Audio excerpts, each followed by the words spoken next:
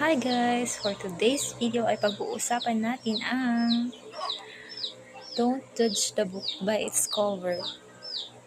Yes, huwag na huwag tayong manghuhusga sa kung anong nakikita natin or kung anong pinapakita sa atin. Kasi hindi natin alam, di ba? We'll never know what time may tell. What? So, yun. May narinig ako sa kapitbahay. Sabihin, uy, yung batang yan, ganyan na yung pananamit niyan, nakar-arjud. Diba? Grabe magpaganda, bata-bata, mabubuntis yan ng maaga. Uy, yung batang yan, lasinggero, palabarkada, umuwi ng ganitong oras, 10 oras na, walang mararating yan. Hindi yan makakapagtapos ng pag-aaral. Diba? Ilang taon nung lumipas, yung anak pala niya ang maagang nabuntis. Ilang taon nung lumipas, nakagraduate na yung sinasabi niyang hindi makakagraduate. May sariling negosyo, mayaman, may mga ari-arian.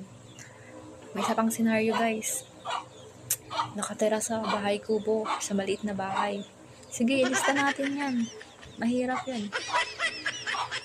Tapos, may nakita silang malaking bahay, up and down, bato. Magandang bahay. Ay, wag na yan. Wag na natin, puntahan yan kasi mayaman na yan. Diba? Hindi nila alam na yung nakatira sa kubo-kubo at sa maliit na bahay, siksik, liglig at umaapaw, mayaman sa lapain, sagana sa pagkain, walang problema. Pero nagja-judge na sila agad.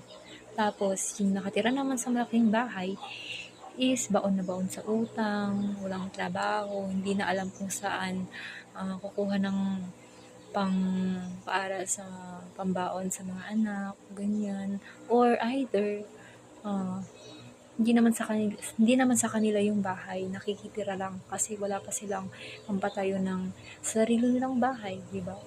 Tapos, hinusgahan na agad sila. Third scenario,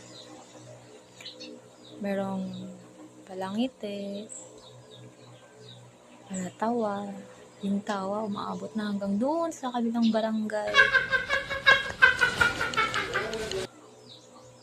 Pero pag mag-isa na, todo post sa social media, doon sa black up at blue up, yung background music, sad song, namomblema pala sa asawa.